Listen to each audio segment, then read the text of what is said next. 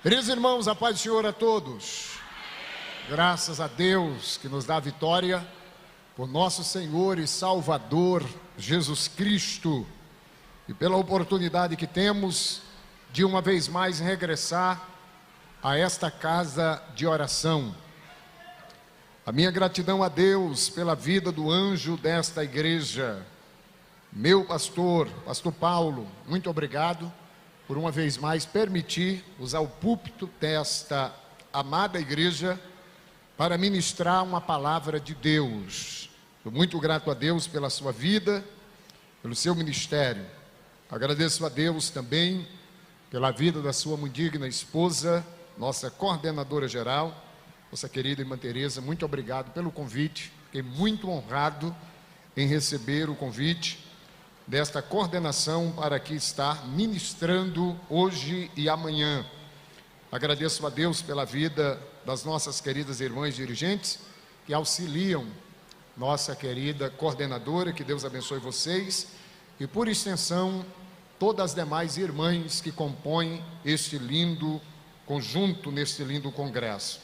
Que Deus continue sendo glorificado nas vossas vidas, nas vidas dos nossos queridos pastores.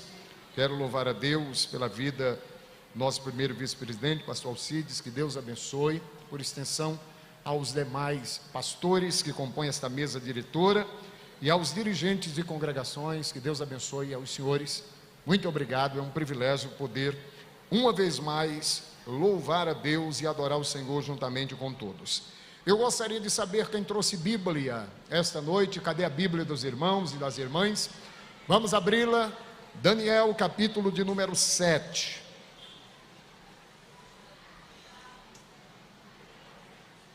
Versículo de número 10, que é o tema deste grande congresso.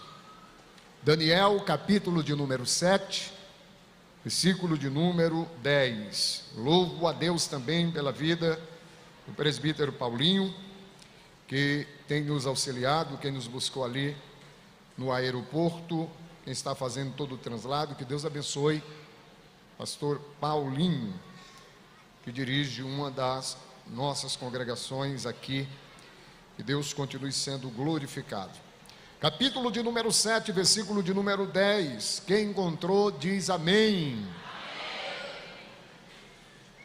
O versículo 9 diz: e eu continuei olhando, até que foram postos uns tronos, e um ancião de dias se assentou, e sua veste era branca como a neve, e o cabelo da sua cabeça como uma lã, a limpa lã, e o seu trono chamas de fogo, e as rodas dele fogo ardente. Um rio de fogo manava e saía de diante dele. Milhares de milhares o serviam, e milhões de milhões estavam diante dele. Assentou-se o juízo, e abriram-se os livros. Quem diz amém? Queridos, aqui nós temos uma narrativa escrita pelo profeta Daniel, conhecido como um dos profetas maiores, sendo eles Isaías, Jeremias, Ezequiel e Daniel. O nome Daniel no hebraico significa Jeová é o meu juiz. Ele escreve este livro estando cativo na Babilônia. A história de Israel, vocês sabem que é cheio de altos e baixos. Desde o momento em que Deus chama a Abrão, no Gênesis 12, verso 1, ele diz: sai da tua terra, da tua parentela, da casa de teu pai, para a terra que eu te mostrarei. Deus estabelece 7 promessas a Abrão: far-te-ei uma grande nação, abençoar-te-ei, engrandecerei o teu nome, tu serás uma bênção, abençoarei os que te abençoarem, e amaldiçoarei os que te amaldiçoarem, e em ti serão benditas todas as famílias da terra. Abraão, ele sai e inicia a nação de Israel. Capítulo 21 do Gênesis, verso 1 a 3, Deus lhe dá um filho por nome Isaque. O capítulo 25 do Gênesis, versículos 25 e o 26, Deus dá a Isaque 2 filhos. O primeiro, Esaú, o segundo, Jacó. Capítulo 32 do livro do Gênesis, versículos 28 e o 29, Deus muda o nome de Jacó para Israel. O primeiro livro das Crônicas, capítulo de número 2, dos versículos 1 a 4, Deus dá para Israel 12 filhos: Rúben, Simeão, Levi, Judá, Issacar, Zebulon, Dan, José, Benjamim, Naphtali, Gad e Aser. Entre esses 12 filhos, um deles é vendido para o Egito. Vocês conhecem o texto. José é o seu nome. Vai para a casa de Potifar, conforme o capítulo 39 do Gênesis. Deus o faz governador, conforme o capítulo 41, verso de número 39 ao 46 do Gênesis. O capítulo 46, ele manda buscar os seus pais e os seus irmãos para a terra do Egito. Porém, o capítulo 50, a partir do versículo 24 do Gênesis, registra a morte de José. E lá no livro do Êxodo, capítulo 1, versículo 7 e 8, a Bíblia diz que após a morte de José, levantou-se um outro faraó, que não conheceu a José, nem o que ele fizera à terra do Egito. E aí começa a opressão dos filhos de Israel. Até mesmo porque Deus havia falado no Gênesis, capítulo de número 15, versículo 13, que os filhos de Israel seriam afligidos por 400 anos. E começa-se a escravidão. Após 400 anos, Deus tira Israel com mãos fortes e com braços estendidos por intermédio de Moisés. Moisés, conforme o relato de Deuteronômio, capítulo 8, versos 2 a 4, passará 40 anos para levar Israel do Egito à terra prometida. Após a morte de Josué, a Bíblia diz em Juízes, capítulo 1, versículo de número 8 a 10, que se levantou uma outra geração que não conhecera o Senhor, nem o que ele fizera à terra do Egito. E agora inicia-se o período obscuro da história de Israel, o período dos juízes. O capítulo de número 11 do livro de Juízes, versículo de número 26, nós temos ali um tempo de aproximadamente 300 anos na historicidade dos juízes, do qual Deus vai levantar 13 juízes, o primeiro, o último juiz, e o primeiro profeta foi Samuel. E nós conhecemos a história no período de Samuel, capítulo 8 do primeiro livro de Samuel.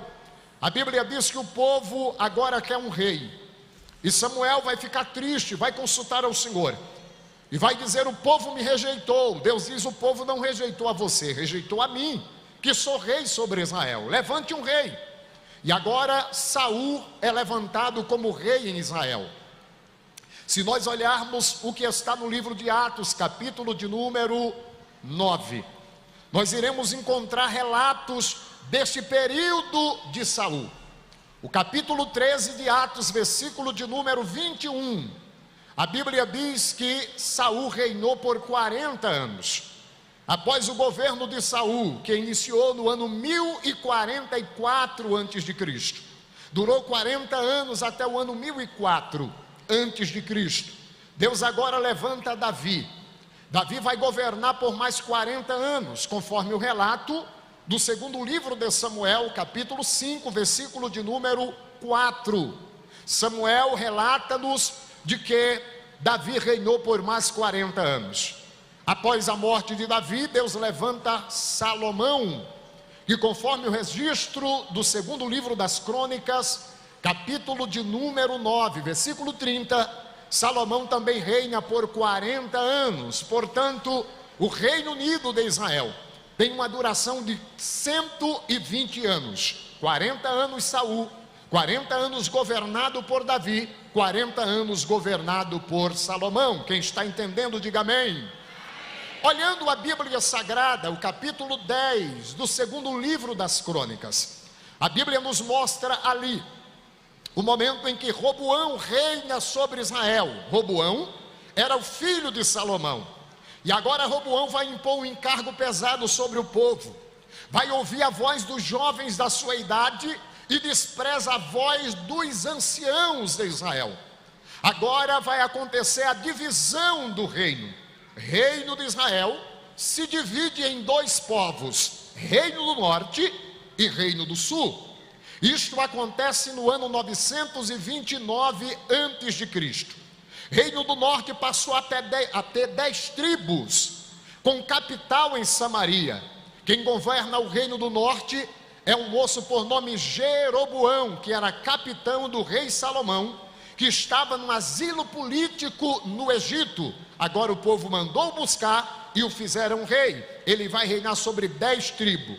Reino do Sul vai ser governado por Roboão, filho de Salomão, com 2 tribos, tendo como capital Jerusalém. O povo de Deus passa a ser dividido de 2 formas, ou com 2 reinos: Reino do Norte, Reino do Sul. Reino do Norte, capital Samaria. Reino do Sul, capital Jerusalém. Reino do Norte reina Jeroboão. Reino do Sul reina Roboão.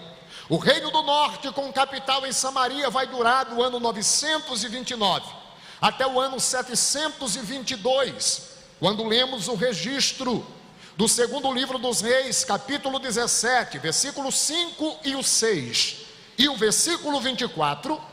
O rei da Síria invadiu ao Reino do Norte e levou para a Síria os judeus do norte e trouxe assírios para dentro de Samaria, fazendo assim uma mixigenação, e o Reino do Norte perde a identidade. O Reino do Sul prevalece, porém no ano 605 a.C., Nabucodonosor agora invadiu o Reino do Sul, com capital em Jerusalém. E agora chega a vez do Reino do Sul ser levado para a Babilônia. O Reino do Sul, meus queridos irmãos, foi levado em 3 levas distintas. A primeira, ano 605 a.C. A segunda leva deu-se no ano 597 a.C. E a terceira leva deu-se no ano 586 a.C. Na primeira leva foi levado só os mais sábios, as mentes pensantes do Reino do Sul.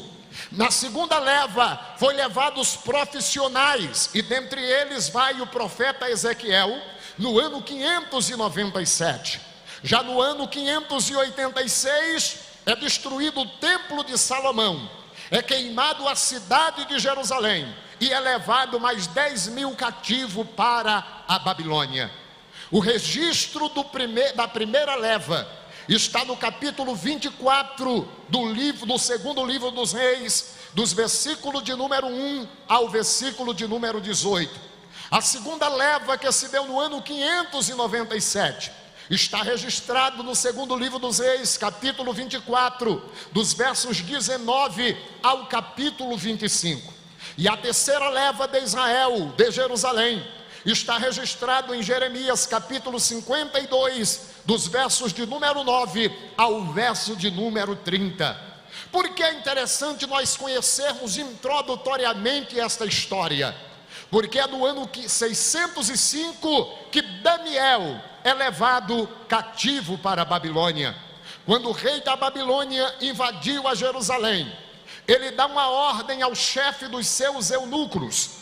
Capítulo de número 1 do livro de Daniel, a Bíblia diz que o rei disse a Aspenaz, chefe dos seus eunucos, que trouxesse alguns dos filhos de Israel, da linhagem real e dos nobres, jovens em quem não houvesse defeito algum, formoso de aparência, instruído em toda a sabedoria e sábio em ciência e entendido de conhecimento, e que tivesse habilidade para viver no palácio do rei, a fim de que fossem ensinados nas letras e nas línguas dos caldeus. E quando nós observamos o capítulo 1 do livro de Daniel, versículo de número 6, a Bíblia diz que e entre eles se achavam os filhos de Judá, Daniel, Ananias, Misael e Azarias. Nós os conhecemos como Sadraque, Mesaque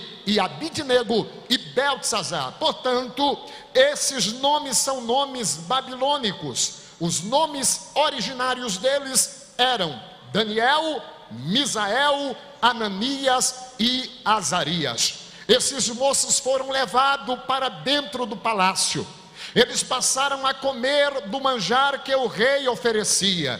Eles tinham liberdade de beber do vinho que passava na mesa do rei. Mas eu acho lindo o capítulo 1 de Daniel, versículo de número 8, quando a Bíblia diz: e Daniel assentou no seu coração não se contaminar com a porção do manjar do rei, nem com o vinho que ele bebia, porquanto pediu ao chefe dos eunucos que lhe desse, que lhe concedesse não se contaminar. Daniel pede para comer legumes. Daniel rejeita os manjares do rei juntamente com seus companheiros, porque Daniel estava na Babilônia, mas o seu coração estava voltado aos preceitos do Senhor.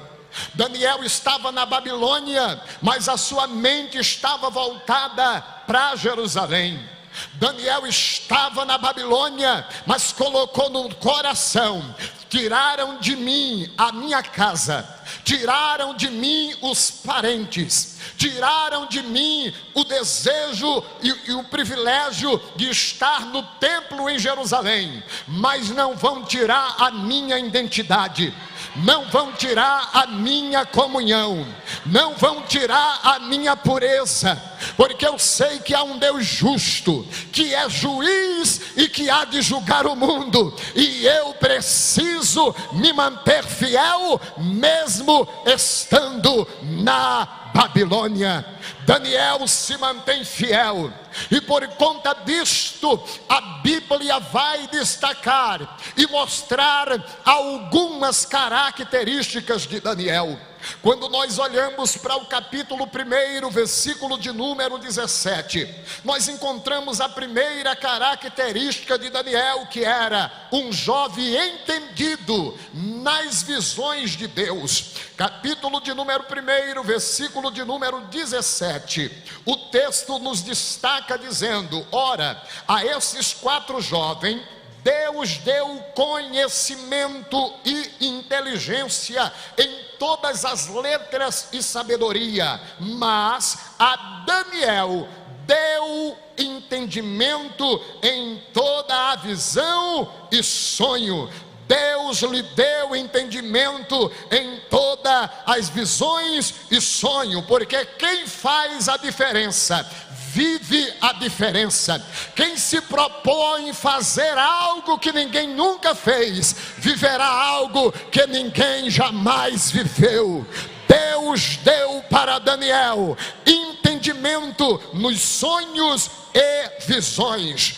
Porém, se nós olharmos capítulo de número 1, versículo de número 18, acontece uma segunda coisa com Daniel. Ele foi um jovem sábio em todas as áreas. Olha o que diz o texto: ao fim dos dias em que o rei tinha dito que trouxesse o chefe dos eunucos, trouxeram diante de Nabucodonosor, e o rei falou com eles, e entre todos eles não foram achados outros tais como Daniel, Ananias, Misael e Azarias. Por isso permaneceram diante do rei, e em toda a matéria de sabedoria e de inteligência sobre que o rei lhes fez perguntas, os achou 10 vezes mais douto do que todos os magos e os astrólogos que havia em todo o reino. Daniel esteve até o primeiro ano do rei sírio. Por quê? Porque Daniel não se contaminou com o manjário do rei. E se existia pessoa sábio na Babilônia, Daniel foi 10 vezes mais sábio do que todos eles. Louvado seja o nome do Senhor. Porém, o capítulo 2, versículo 17 em diante, nos mostra uma terceira característica de Daniel. Daniel era um homem de oração. Veja comigo, quando o rei sonha um sonho e ninguém consegue interpretar, agora o rei quer matar todos os sábios, mas Daniel pediu ao rei um tempo e disse: eu vou orar, e orando Deus dará a visão e a resposta ao sonho ao rei. E a Bíblia diz: então Daniel foi para a sua casa e fez saber o caso a Anania, Misael e Azarias, seus companheiros, para que pedissem misericórdia a Deus dos céus sobre este segredo, e a fim de que Daniel e os seus companheiros não perecessem com o resto dos sábios da Babilônia. Então foi revelado o segredo a Daniel, oh glória, numa visão de noite. Daniel louvou ao Deus dos céus. Falou Daniel e disse: bendito seja o nome do Deus para todo sempre, porque dele é a sabedoria e a força. Ele muda os tempos e as horas. Ele remove os reis e estabelece os reis. Ele dá sabedoria aos sábios e ciência aos inteligentes. Ele revela o profundo e com ele profundo e escondido, e conhece o que está em trevas, e com ele mora a luz. Daniel glorifica a Deus e interpreta o rei o sonho que ele teve. Porém, se nós olharmos o versículo de número 48, a Bíblia mostra uma outra característica de Daniel. Daniel, no capítulo 2, versículo 48, agora ele se torna governador de todas as províncias da Babilônia.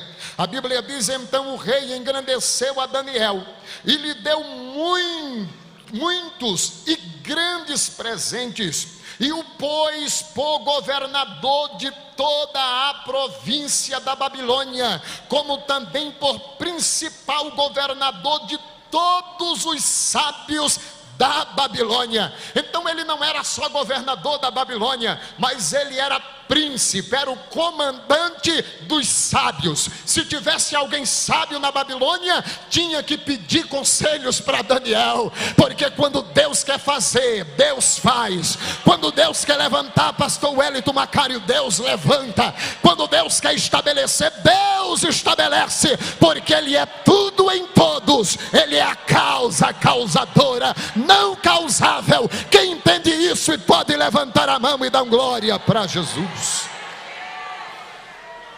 Quinto lugar, Daniel era alguém que tinha o Espírito de Deus.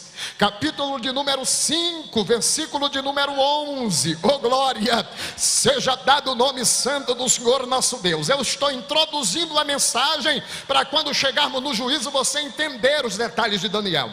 Capítulo 5, versículo de número 11. Alguém vai dizer, quando o rei está perturbado, Belsazar faz o banquete, pega os utensílios da casa de Deus e vai beber vinho com as prostitutas. Aparece uma mão misteriosa escrevendo na parede, falando do juízo que viria. Belsazar fica batendo as pernas, tremendo, ninguém interpreta, mas de repente alguém lembra e diz a seguinte expressão: há no teu reino um homem que tem o Espírito dos deuses santos, e nos dias de teu pai se achou nele luz e inteligência e sabedoria, como sabedoria dos deuses. E teu pai, o rei Nabucodonosor, sim, teu pai, o rei constituiu chefe dos magos, dos astrólogos, dos caldeus e dos adivinhos, porquanto se achou neste Daniel um espírito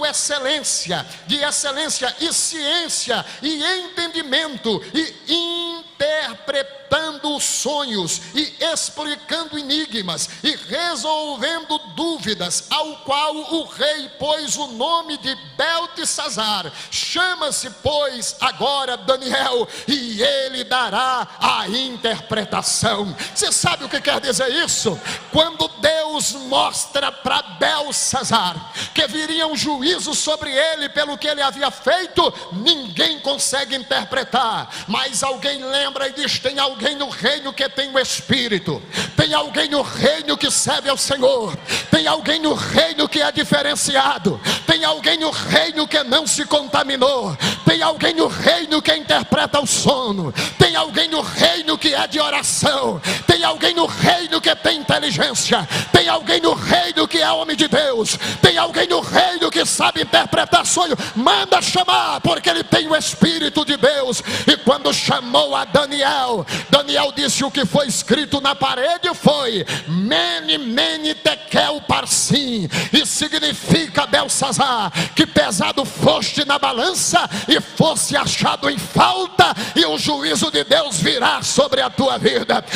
Eu louvo a Deus, porque Deus sempre teve, sempre tem e sempre terá os seus remanescentes. Sempre haverá alguém que ora, sempre haverá alguém que estuda, sempre haverá alguém que tem conhecimento de Deus, sempre haverá alguém para resolver problemas insolúveis, porque Deus levanta, mantém e preserva os seus remanescentes. E esta noite eu sei que prego para remanescentes fiéis, que sabe que quando Deus fala, está falado, que quando Deus determina, está determinado, e quando Deus diz, está dito. Quem concorda com esta verdade, levante a mão e diga glórias ao seu nome. Daniel, ele se destaca, mas a Bíblia nos diz que Daniel também, em sexto lugar, era um homem fiel. Capítulo de número 6, alguém está tentando uma acusação, tentando ver se pegava Daniel em algum erro para acusar Daniel, porque ninguém entendia o porquê na luta Daniel continuava crente, cantora. A prova vinha, Daniel continuava dando glória. As tempestades vinham, Daniel orava bem cedo, meio-dia e de noite, com a porta aberta para Jerusalém. As tempestades surgiam, Daniel colocava o joelho no chão e dizia: Deus resolverá. Quando vinha um sonho que ninguém interpretava, Daniel dizia: Deus dá a interpretação. Ia para o quarto e dizia: Senhor, e agora? Deus mostrava para ele. Alguém fica doidinho sem entender como Daniel vivia do jeito que vivia. Deixa eu te dizer uma coisa: você sabia que tem gente doidinho sem entender como é que você vive? É passando na prova dando glória, é sendo caluniado e adorando, é alguém dizendo vai parar e você caminha, é alguém diz já chegou para ele, você vem, é alguém diz ela vai entregar, você continua. Tem gente doidinho com teu sucesso, mas permita-te dizer, o Deus de Daniel está aqui, está dizendo: continue fiel, porque eu permanecerei fiel sobre a tua vida. Você pode adorar a Deus esta noite? Cheira calabara canto revalaia, alamandara cheira mahalaia. O inimigo está tentando ocasião para acusar Daniel, mas não conseguiu. Por quê? Porque Daniel era fiel. Olha o capítulo 6, versículo de número 4. Então os príncipes e os presidentes procuravam achar ocasião contra Daniel a respeito do reino, mas não podiam achar ocasião, ou culpa alguma, porque ele era fiel.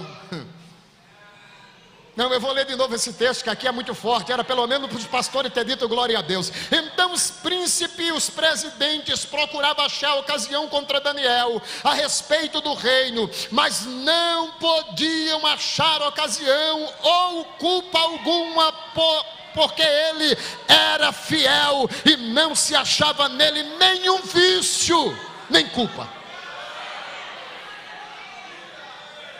Procuravam a culpa, não achamos. Procurava um vício, será que ele toma um uísque? Não tomava.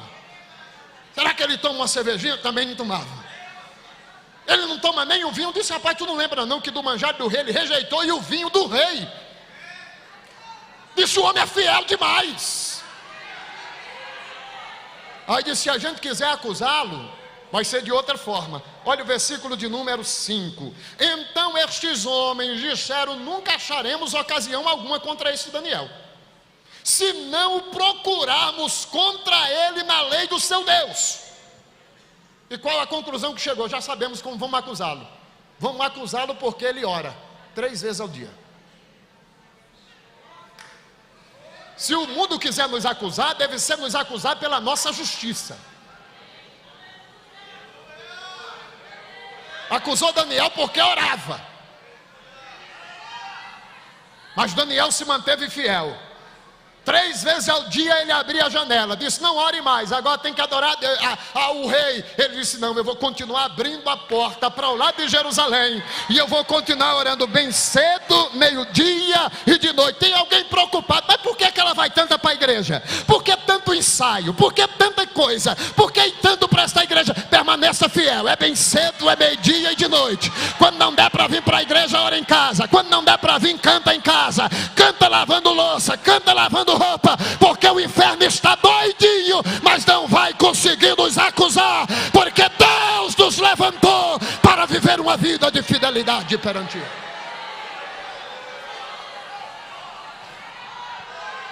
E por conta disso, há uma 7ª característica de Daniel. Daniel era muito amado nos céus.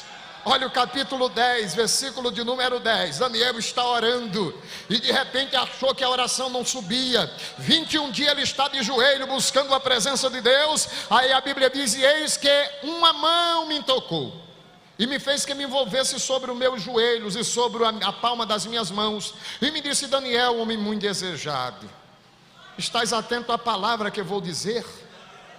Levanta-te sobre os teus rostos, sobre os teus pés, porque eis que te sou enviado. E falando ele comigo, estas palavras, eu estava tremendo. Então me disse: não temas, Daniel, porque desde o primeiro dia em que aplicaste o teu coração a compreender e a humilhar-te perante o teu Deus, são ouvidas as tuas palavras, e eu vim por causa das tuas palavras. Ei, cavo relabarás, demato que vacime a raia. E aqui eu começo dizendo a vocês que o livro de Daniel, do capítulo 1 ao capítulo 6, é histórico. Do capítulo 1, pastor Wellington, ao capítulo 6, Daniel está interpretando sonhos. Só que a partir do capítulo 7 ao capítulo 12, Daniel não interpreta mais sonho. Daniel sonha e o anjo que interpreta para ele. Aí aqui é forte. Porque do capítulo 1 ao 6, Daniel está interpretando o sonho do rei, se mantendo fiel. E para quem se mantém fiel, chega uma hora que Deus começa a dar sonho, e o próprio anjo é quem desce para fazer Daniel entender os sonhos. E aqui no capítulo de número 7, versículo de número 10, Daniel agora ele começa a ter uma visão. E a partir do versículo de número 9, ele vê algo fantástico. Ele diz: eu continuei olhando, até que foram postos uns tronos, e o ancião de dias se assentou e a sua veste era branca como uma neve, e o cabelo branco, os cabelos da sua cabeça era branco, como uma limpa lã, e o seu trono chamas de fogo, e as rodas dele fogo ardente. Ele diz: um rio de fogo manava e saía de diante dele. Milhares e milhares o serviam, e milhões de milhões estavam diante dele, assentado, e assentou-se o juízo, e abriu-se os livros. Daniel começa agora a ter uma visão do juízo final. Começa a ser antecipado para Daniel algo que vai acontecer depois do milênio. E aqui eu entro conversando com vocês sobre este tema, juízo final. E nós estaremos, com a bondade de Deus, dando uma palhinha hoje, e amanhã continuaremos, porque amanhã à noite estarei falando e nós voltaremos ao tema. Uma vez que entendemos o pano de fundo histórico de Daniel, vamos voltar agora para o tema, o juízo final. Até mesmo porque o capítulo de número 12 Versículo de número 1, Daniel, ele tem uma visão. E lá no versículo de número 2, ele fala desse juízo final. E ele diz: e muitos dos que dormem no pó da terra ressuscitarão, uns para a vida eterna, isso acontecerá no arrebatamento, e outros para vergonha e desprezo eterno. Isso aqui é juízo final.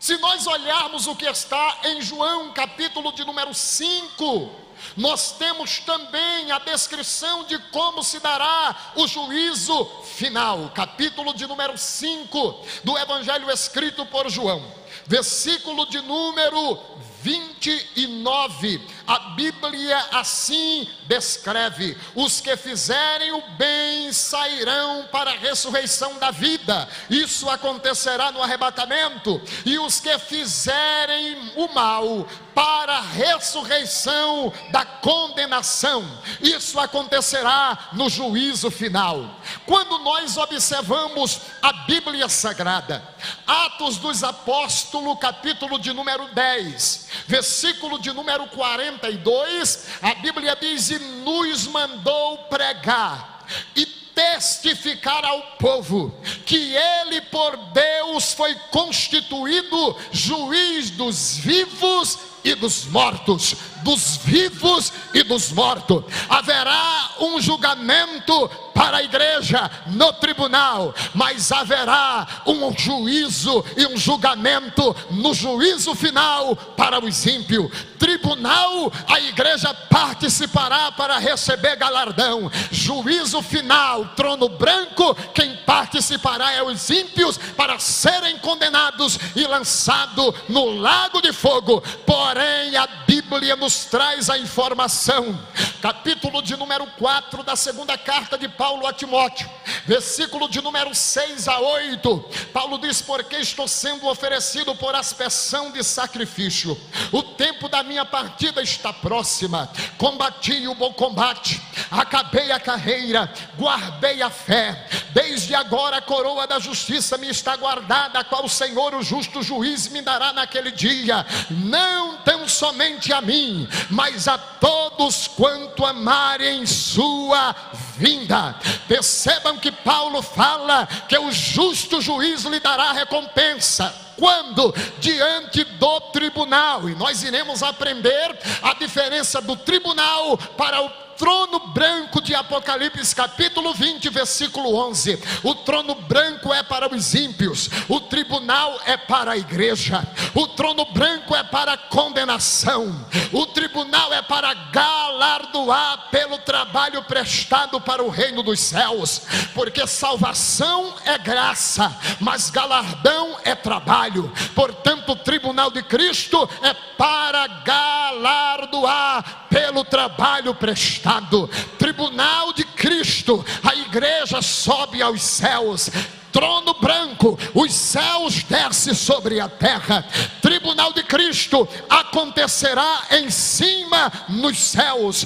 Grande trono branco, juízo final acontecerá nos ares, entre os céus e a terra. Porque Apocalipse capítulo 20, versículo de número 11, a Bíblia diz que vai surgir diante daquele que está sentado no trono branco, céus e terra.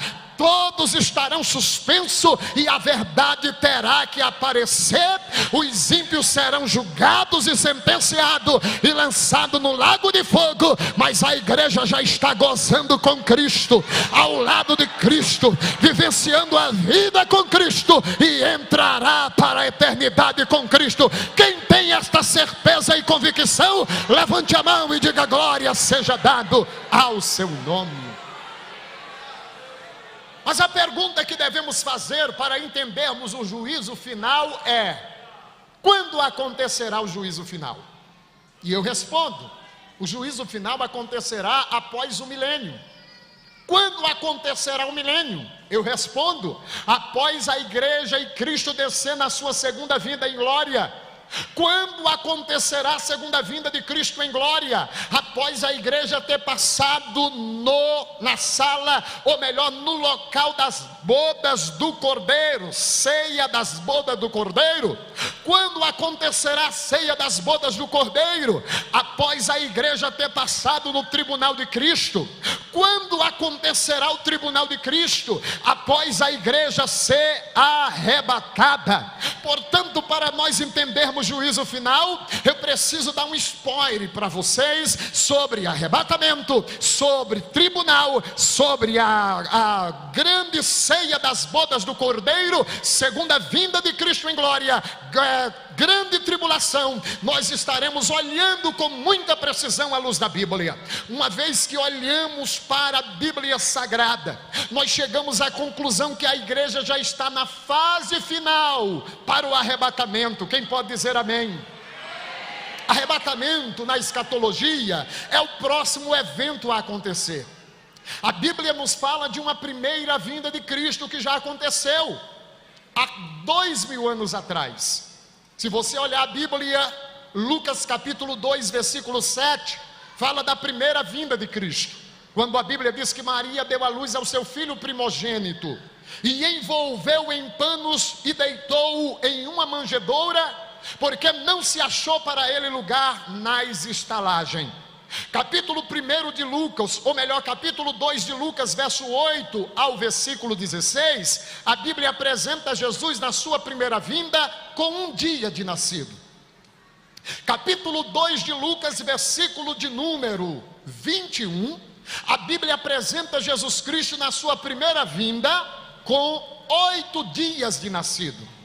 Capítulo de número 2 de Lucas, versículo 22, a Bíblia apresenta Jesus na sua primeira vinda com 40 dias de nascido, pois a Bíblia diz que ele foi levado ao templo para cumprir com ele segundo a lei de Moisés determinava. E a lei de Moisés em Levíticos capítulo 12, versículo 1 a 4, diz que quando a mulher dava à luz a um filho varão, contava-se 7 dias mais 33 dias, e no 40º dia a criança era levada ao templo para ser apresentada. Portanto, Jesus está com 40 dias. Mateus capítulo 2, versículo de 1 a 16, apresenta Jesus com 2 anos de idade.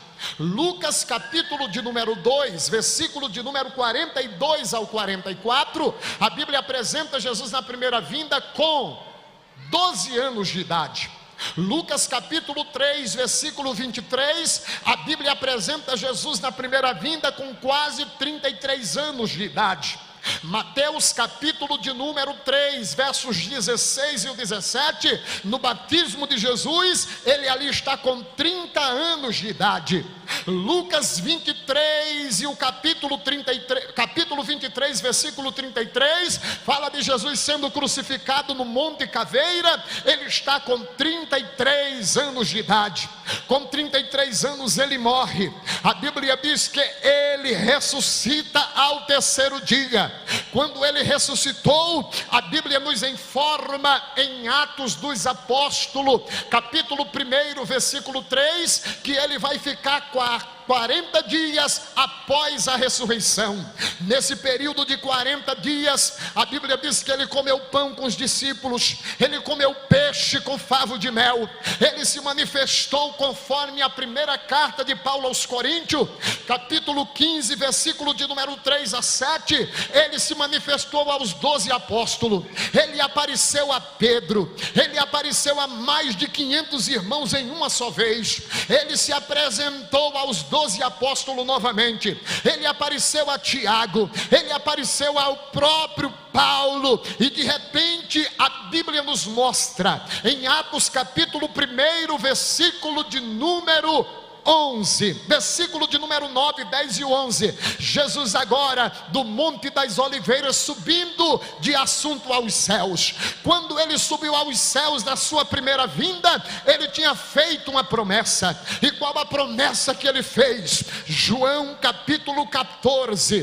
versículo de número 1, ele disse: não se turbe o vosso coração, Credes em Deus, crede também em mim. Na casa de meu pai há muitas moradas. Se não fosse assim, eu vou-lo teria dito: vou preparar-vos lugar. E quando eu for e vos preparar lugar, virei outra e vos levarei para mim mesmo, para que aonde eu estiver, estejais vós também. Quem fez esta promessa é fiel para cumprir. Quem fez esta promessa, pastor Paulo, tem capacidade para cumpri-la na íntegra. Ele disse: virei outra vez, e nós acreditamos nesta promessa. Capítulo 1 do livro de Atos dos Apóstolos, versículo de número 10 e o versículo 11. Quando ele subiu de assunto aos céus, os discípulos ficaram olhando para cima, e eles começam por certo a chorar. 2 varões vestidos de branco se apresentou a eles dizendo: varões galileus, porque estáis a olhar para cima? Este Jesus que foi recebido em cima nos céus, um dia ele voltará, assim como para os céus o viste ir. Eu creio nesta promessa, eu creio nesta palavra, eu tenho a convicção que estas queridas irmãs creem. É por isso que caminhamos, é por isso que nos esforçamos, é por isso que sofremos, mas não abrimos mão da nossa fé. Nós acreditamos que muito em breve a trombeta vai soar, e para sempre nós estaremos com o Senhor. Quem pode dar glória a Jesus por esta palavra? E sabe qual que é o mais interessante?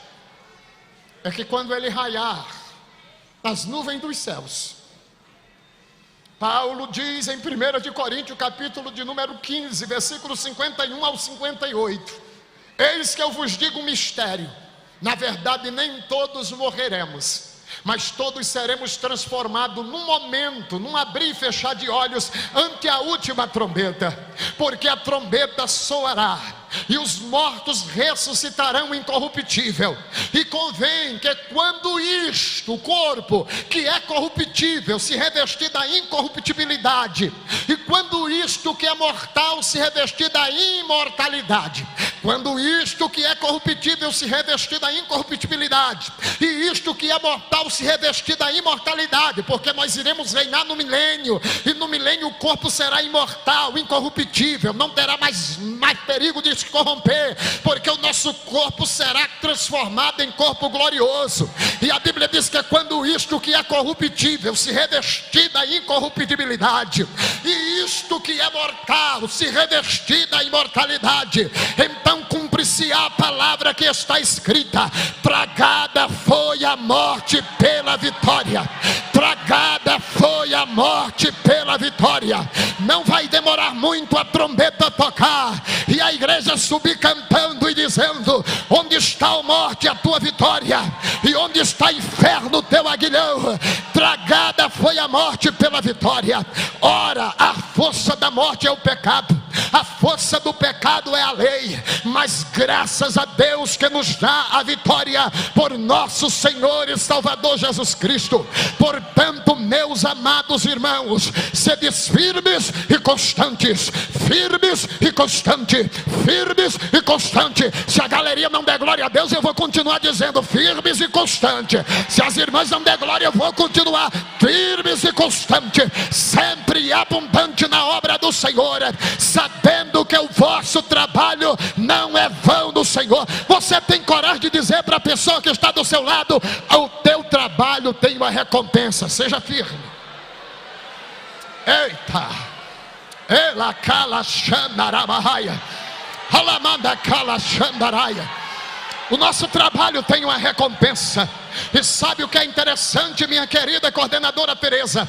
A Bíblia nos diz em Filipenses capítulo 3, versículo 20 e 21. A Bíblia diz que a nossa cidade está nos céus, de onde também aguardamos Salvador, o Senhor Jesus Cristo. E sabe o que é que diz o verso 21, pastor Gilberto? O qual transformará o nosso corpo abatido a ter um corpo semelhante, igual ao dele, e como ele é, nós seremos. Primeira epístola de João, capítulo 3, versículo de número 2, ele diz: amados, ainda não é manifesto aquilo que havemos de ser, mas quando ele se manifestar, arrebatamento, nós seremos semelhante a ele, e assim como ele é, nós veremos, e como ele é, nós o seremos. Isso aqui é glorioso, isso vale a pena, porque hoje, para mim sobreviver, eu preciso tomar algumas insulinas por dia. O pastor Paulo também precisa de insulina, mas dias virão que não precisaremos de insulina. Diabetes não vai prevalecer, dor nas costas não vai prevalecer, mal circulação não vai prevalecer. A igreja subirá em corpo glorioso cantando: onde está a morte, a tua vitória? Onde está o inferno, o teu aguilhão? Tragada foi a morte pela vitória. Quem crê nesta palavra? Será que as dirigentes creem? Será que os obreiros pastores aqui creem? Será que a igreja aqui crê neste negócio? Será que a galeria crê? Está breve a acontecer o arrebatamento.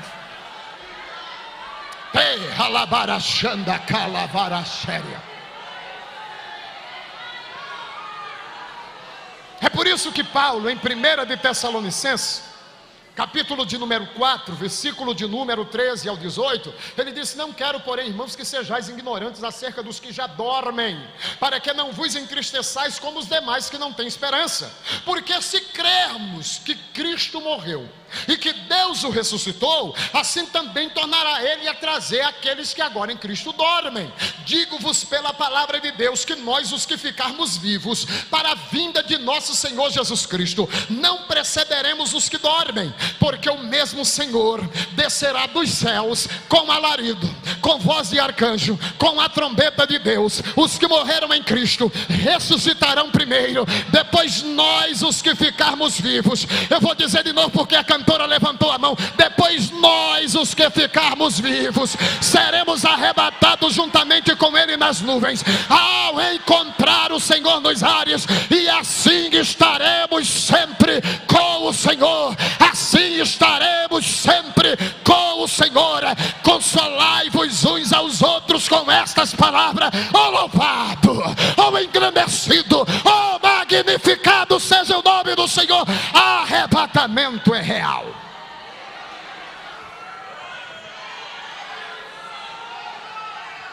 Hebreus capítulo 10, verso de número 35, diz: não rejeitei, pois, a vossa confiança em Deus, porque tem grande e avultado galardão. Verso 36, porque necessitais de paciência, para depois de haveres feito a vontade de Deus, possais alcançar a promessa. Verso 37, porque ainda há um poucochinho de tempo, e aquele que há de vir virá, não tardará. Vou dizer de novo: aquele que há de vir virá, não tardará.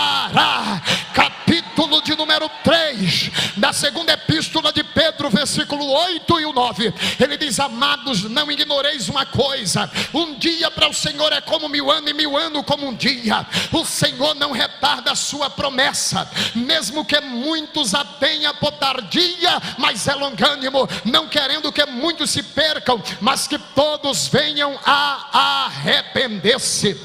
Primeira epístola de João, capítulo 2, versículo 18, João diz: filhinhos, é já a última hora. Capítulo 1 de Apocalipse, versículo 3, a Bíblia diz: o tempo está próximo. Capítulo 3 de Apocalipse, versículo 11, ele disse: eis que venho sem demora, guarda o que tens, para que ninguém tome a tua coroa. Capítulo de número 22, versículo 7 de Apocalipse, a Bíblia diz: eis que presto venho.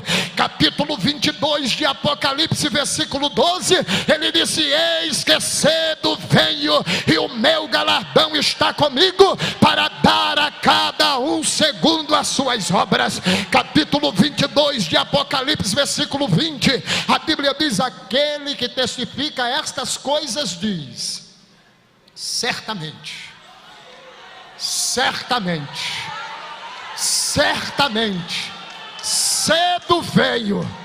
E João fecha dizendo amém, Maranata, que quer dizer: ora vem, Senhor Jesus. Será que nós podemos levantar a nossa mão direita aos céus e gritar: Maranata, Maranata, Maranata? Grite: Maranata, Maranata, que quer dizer: ora vem, Senhor Jesus.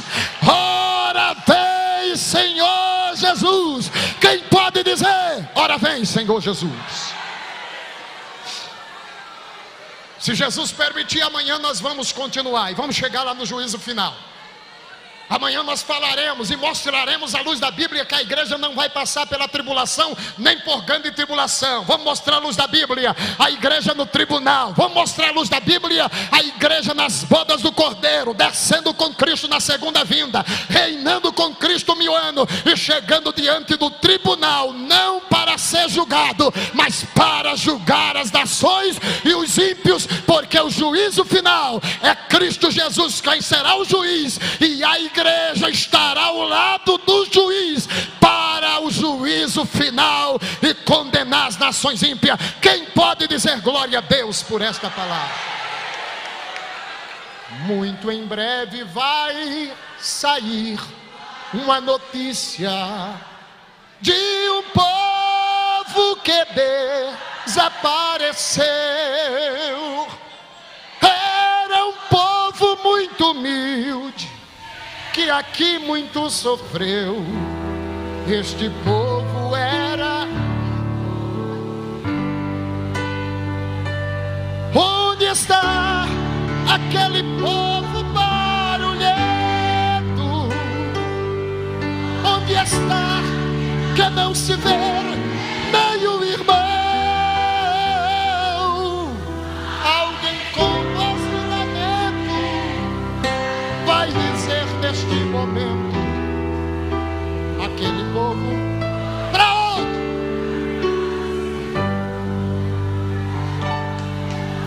Onde está a juventude desta igreja e as irmãs do ciclo que a Deus tanto clamavam, e as crianças que cantavam, elas também foram?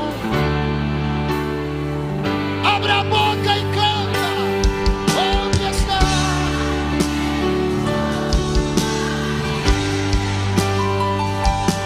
Onde está? Já não se vê meio irmão. Alguém com voz de lamento vai dizer neste momento: aquele povo foi embora. Orebaca, orebas, yadarabarabas. Alabarabo, passime, o alabarás. É pra ser procurando os irmãos para a reconciliação, mas infelizmente ainda há tempo para voltar para Jesus. Onde está?